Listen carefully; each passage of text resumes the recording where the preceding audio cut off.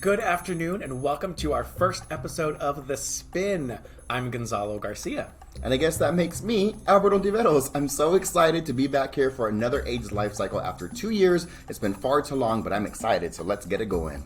Today on The Spin, we're excited to welcome Russell Roybal, Chief Advancement Officer, San Francisco AIDS Foundation, and Terra Russell-Slavin, Director of Policy and Community Building at the Los Angeles LGBT Center, for a conversation on what it means to be an HIV AIDS advocate in 2021 and how you can kick off your advocacy journey.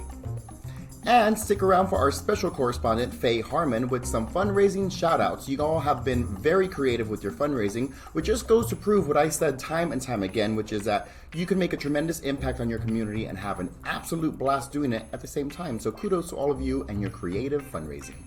But first, we're going to give you all of the AIDS life cycle updates you need to know in 60 seconds. 60 seconds? 60 seconds. Oh my God, it's Speedy Gonzalo. Let's see how fast we can talk. Let's do it. Okay, here we go. Congrats to our amazing community for kicking off your fundraising. Together, we have raised more than $1.5 million in almost a month and a half earlier than 2019. How fast can we get to 2 million? I can't wait to find out. Not as fast as we're talking. Speaking of fundraising, look at this amazing jersey. Cyclists, this can be yours if you raise $1,000 by November 22nd. Roadies and at-home heroes, don't think that we've forgotten about you. Check out this amazing suite of thank you gifts you can earn all season long. Are you all signed up and you're thinking, what's next? Well, consider joining a team or start your own. Reach out to your participant rep and they can help you get connected. Roadies, don't forget to fill out your roadie preferences survey in your participant center. If you're unsure of which roadie team you want to join, reach out to your roadie rep today. And if you want to be part of our World AIDS Day event on December 1st, we want to hear your story, so send in a short video telling us who you're dedicating World AIDS Day or your ride to, and we'll air it during the event. We've also got an amazing lineup of activities for you to check out online and in person at AIDSLifeCycle.org. You can join an info session, find a local training ride or happy hour, and get excited for our upcoming regional holiday parties December 7th and December 8th. We also have World AIDS Day broadcast December 1st. All of this info is waiting for you at AIDSLifeCycle.org. Do you think we did it? I have no idea. 60 idea. seconds? I mean, what are they going to do? Fire us? Stay tuned for the next spin, and you'll see if we're sitting here. And with that, that's all the news that you need. So let's throw it over to Russell and Terra. Bye. Let's find out if we're still employed.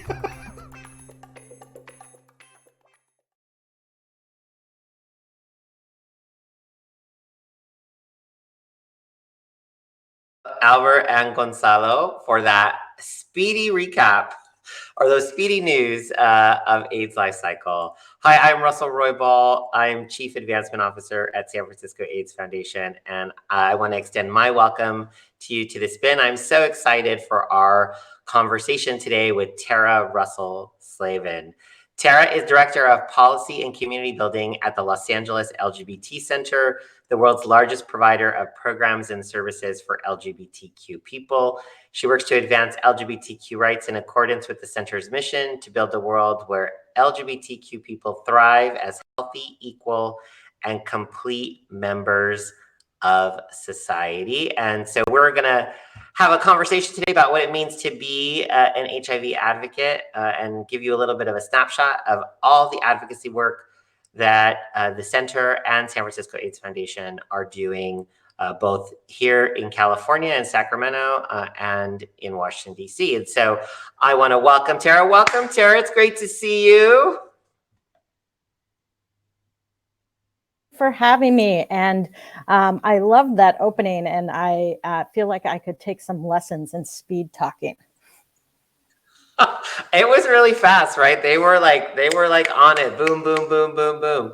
I want to let you know that the QR code in the top corner of your screen, if you need closed captioning, please scan that so that you can follow along through the captions.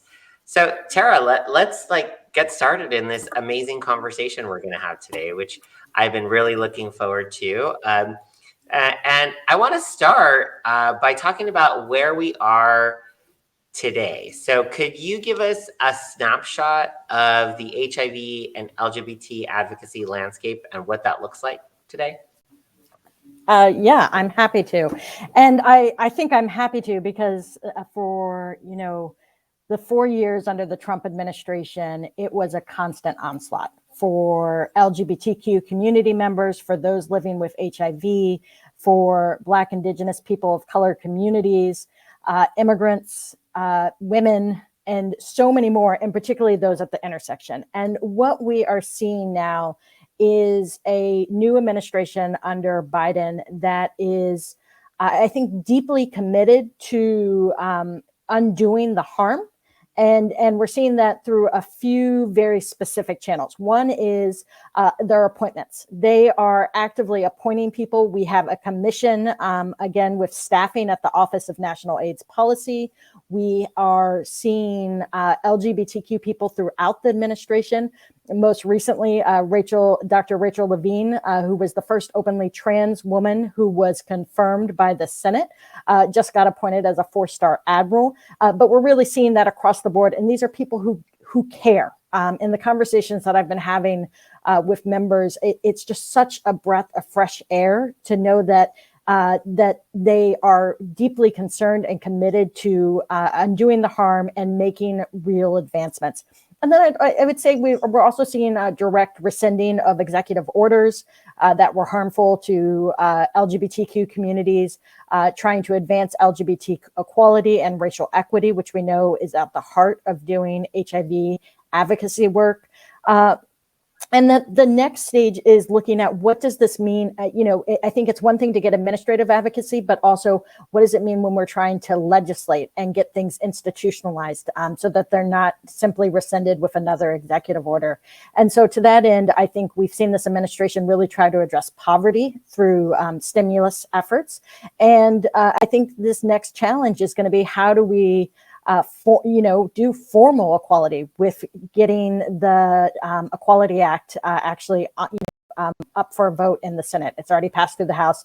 We know that the president's willing to sign it, but we need to get it through the Senate. So that's kind of a quick snapshot. But I think the bottom line is for me and for coming through, doing advocacy during the Trump administration, it feels like there's a lot of work to be done, but this is a moment of opportunity. Yeah, I think that one of the things that we talked about in our preparation for this conversation was, the mission of the ride, and the thing that both of our organizations are focused on is really ending the AIDS pandemic. But we know that we can't just work on single issue bills or appropriations or policy, because all of that work is connected. And both of our organizations, not only lead and work on HIV policy, but all the things that are connected to that: housing, healthcare, poverty issues, family stuff. All of those things are connected. And I think both of our organizations really kind of have that bigger worldview of the things that we need to care about, not only as LGBTQ people, but as people who want to end the AIDS epidemic. You talked about having a friendly administration and not having to deal with all the obstacles and roadblocks that occurred in the previous administration. And we have a friendly administration here in California, in Sacramento, because both of our organizations are based in California. And we have a friendly administration in Washington, D.C. But as you alluded to, there's still a lot of work left to do. So what are some of the challenges that lie ahead? Yeah, well, I'm going to probably name what I consider one of the big elephants in the room, which is the Supreme Court. We are dealing with a very conservative Supreme Court, and we are seeing people who, are trying to use that institution to undermine rights and protections for people living with HIV and for members of the LGBTQ community. Particularly, we're seeing attacks on the Affordable Care Act. We are seeing the proliferation of religious exemptions and an attempt to undermine the non-discrimination protections. And that has a direct impact on California, because we're talking about the U.S. Supreme Court.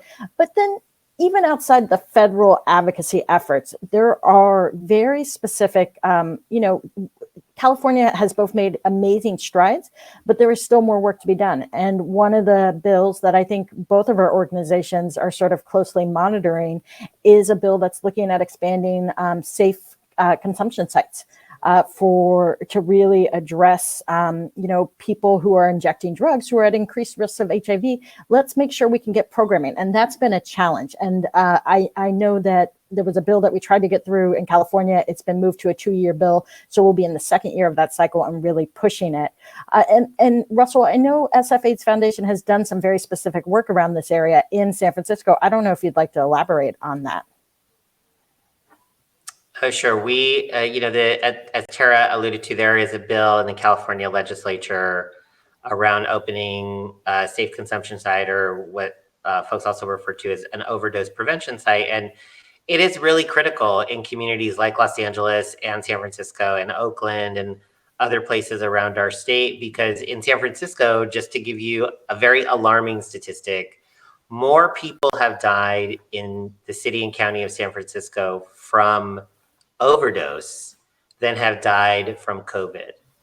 And so it is a public health crisis here in our city, and it really in the whole Bay Area. And I know Los Angeles is dealing with this issue too. And being able to open a overdose prevention site would save lives. And the fact that it's now a 2-year bill in the California legislature and it's been kind of put off just means that more people are going to die from overdose before we can really have a program that helps mitigate that. And so it's something that is probably one of our if not our number one policy priority at the state level over the next year, to be able to open a safe consumption site. And more information can certainly be found about that at our website, which is sfaf.org. And if you have questions, if you're watching on Twitch, if you're watching on Facebook, if you have questions, please feel free to put those questions in the comments or in the chat, and we'll get to them in just a few more minutes. But I thank you, Tara, for bringing that up, because it is it's about people's lives, right? Which a lot of the policy work that both of our organizations do are about that. And so thanks for bringing that up. The more that we can talk about it, hopefully the more pressure will get put on our elected officials to move that legislation forward.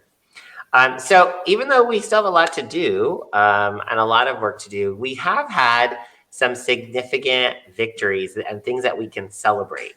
So can you tell us what those things are, so that the community can pat themselves on the back and we can have a little victory dance?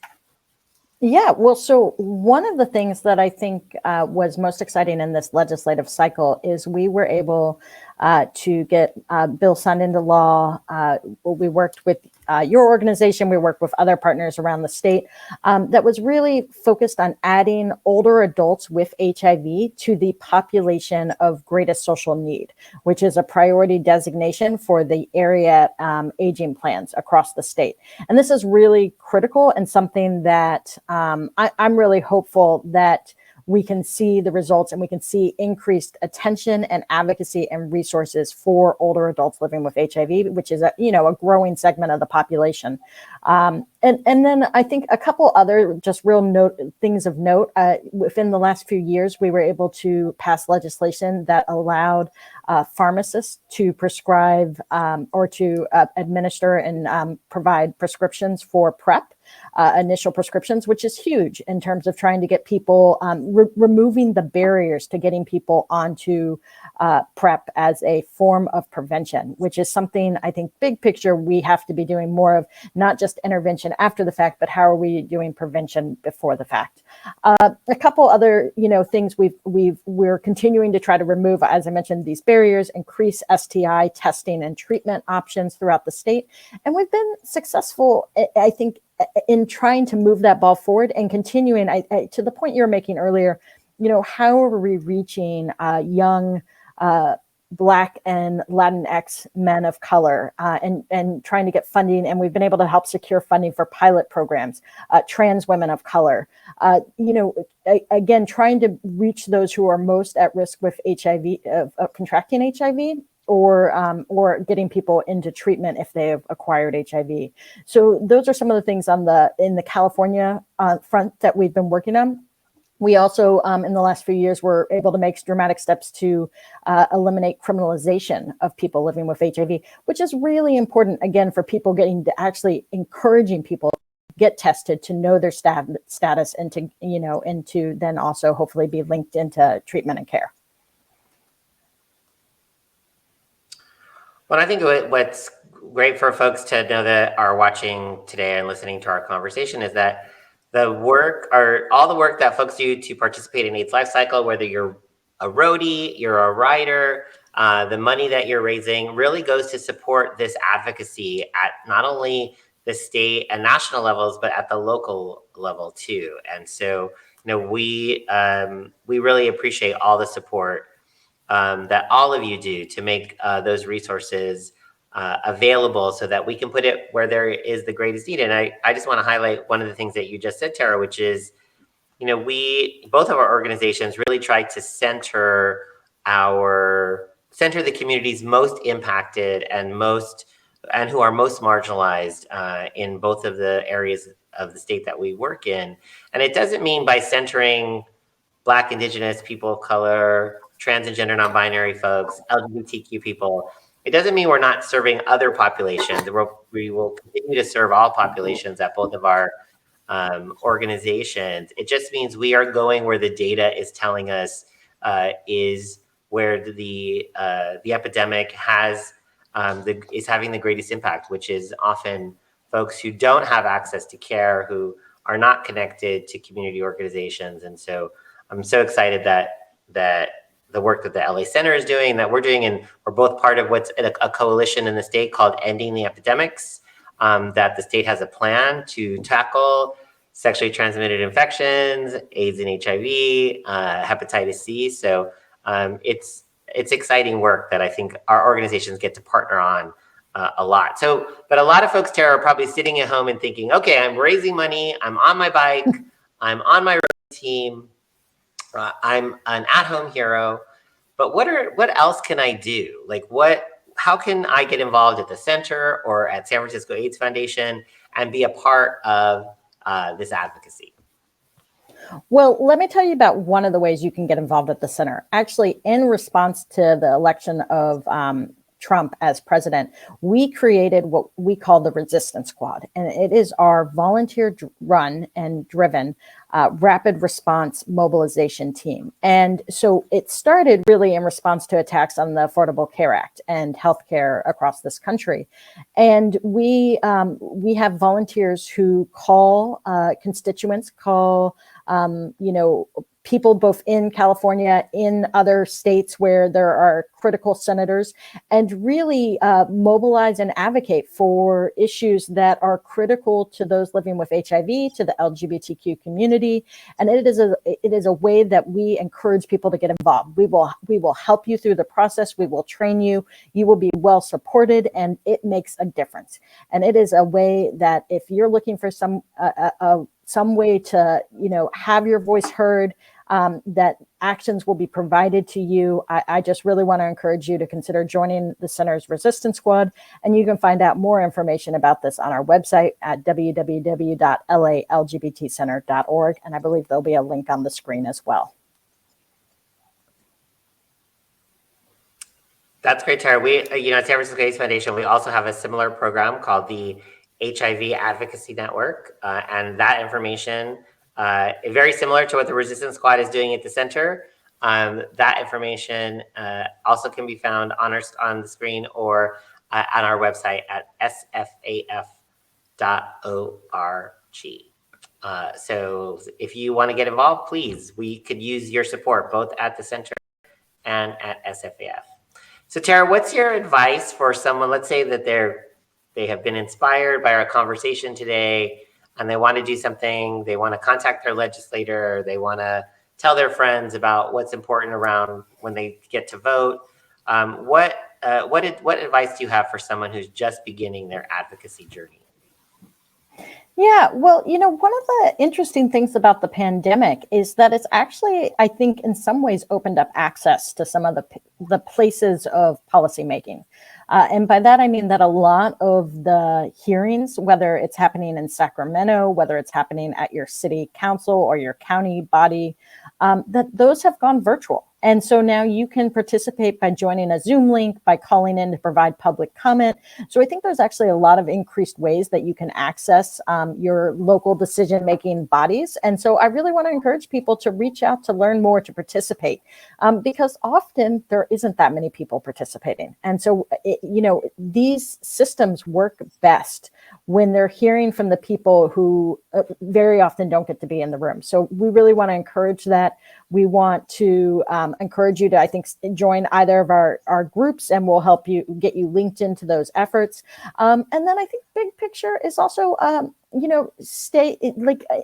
when we think about policy work, and I've been doing policy work for, a number of years now, there are short-term victories, but really a lot of this is, what are we seeing over the long trend? What is the long course? How are we making advancements? Because there will be moments where there'll be a step back, right? Maybe under a previous administration, quite a few steps back, but really we continue to try to keep pushing forward, and we see over that long arc, we really do see change.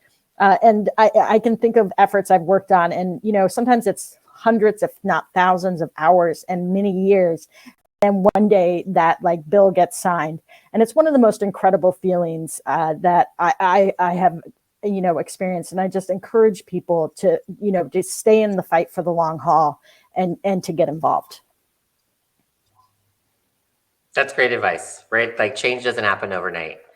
And so we do have to be in it for the long haul.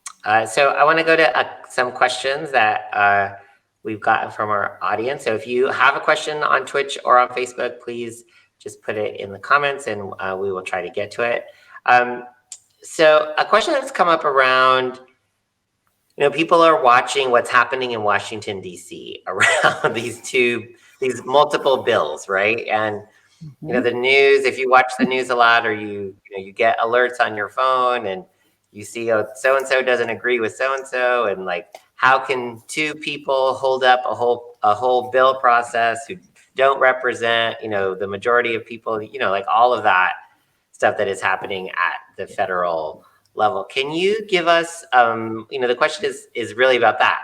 Can you give us some insight into, is that the way the process really works? Or is this some kind of anomaly that's happening right now? Yeah, so what I will say is, I think there's parts of this process that have been pretty consistent, and there's parts that look and feel, I think, quite different over the last decade.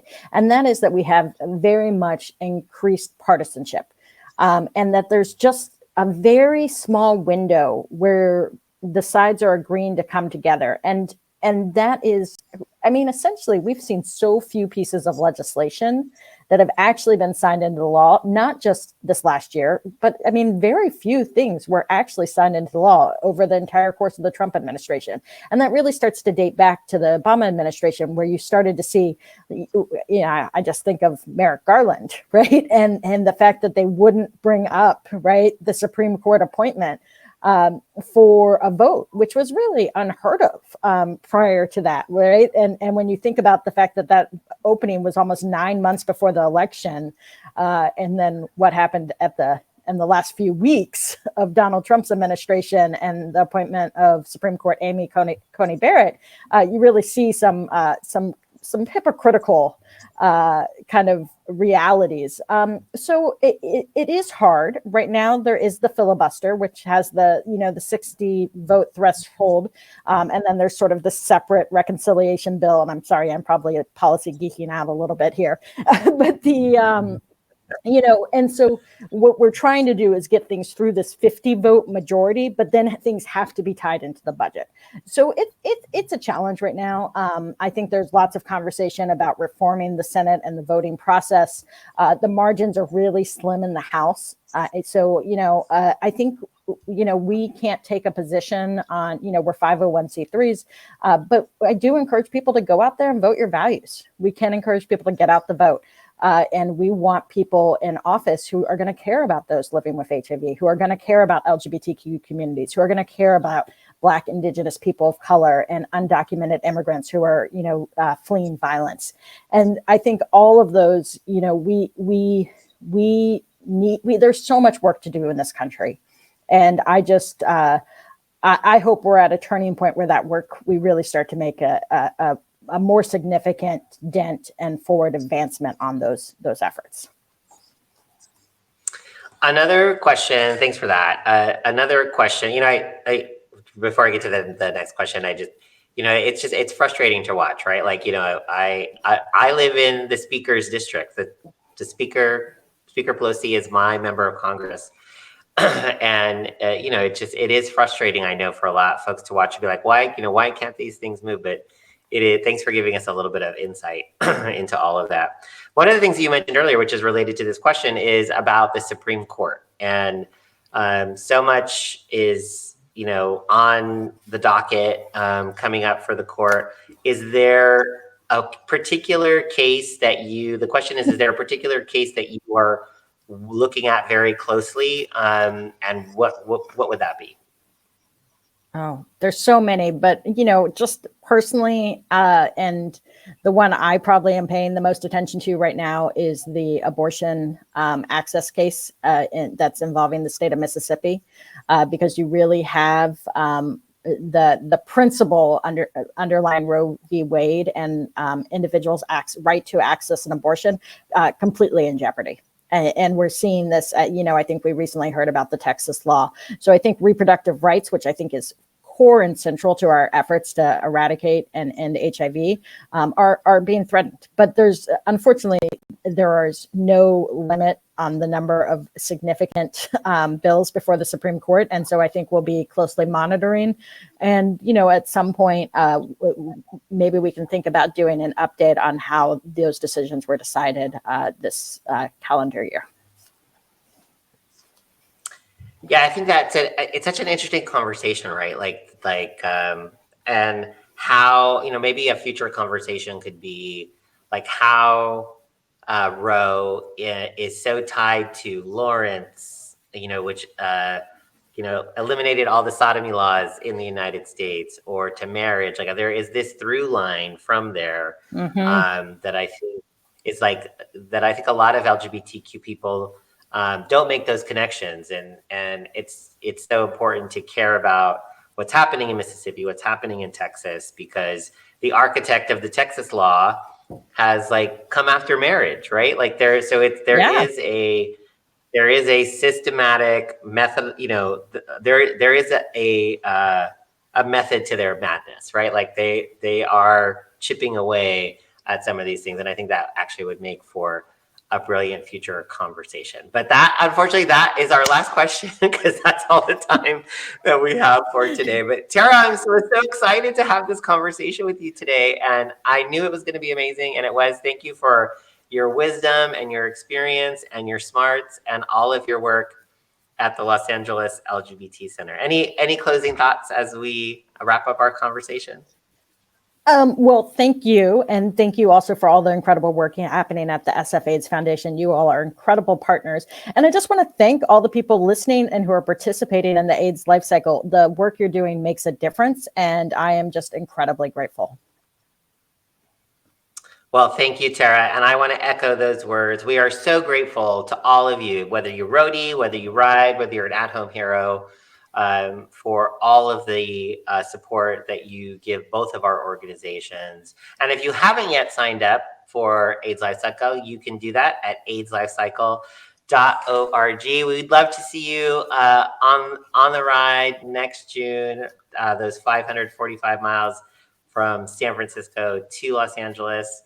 And so I want to thank you again, Terra. Thanks to all of you who are watching. And now I want to toss it over to Faye Harmon, who has some exciting fundraising shout outs. Hi, Faye.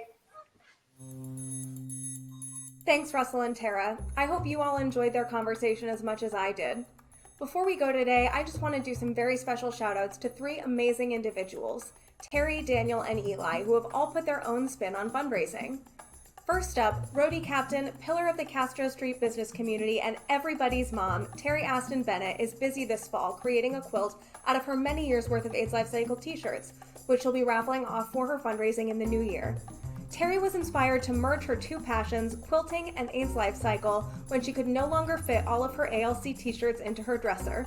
Good luck, Terry. I cannot wait to see the finished quilt. Next, I'd like to offer a huge congratulations to cyclist Daniel Garcia on his first plant swap event in support of his AIDS LifeCycle fundraising. Cuttings, full potted plants, and even extra pots and planters made an appearance at the swap, along with some wonderful conversation and new friends. For a suggested $10 donation, you can join in on all the plant swapping fun the third Saturday of every month at Verdugo Bar in LA. What a great idea, Daniel. And incredible fundraising ideas are certainly not limited to our California participants.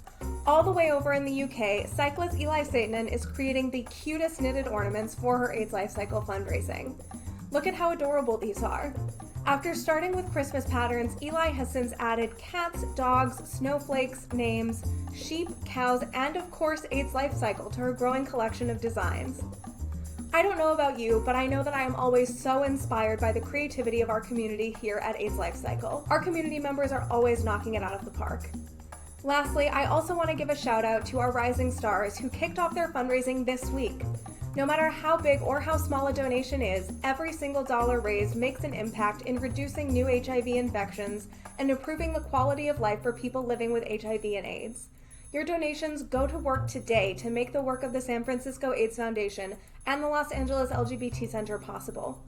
What an incredible way to kick off the 2022 AIDS LifeCycle season. I can't wait to see what you all accomplish next. Thank you so much for watching The Spin, and we'll see you next time.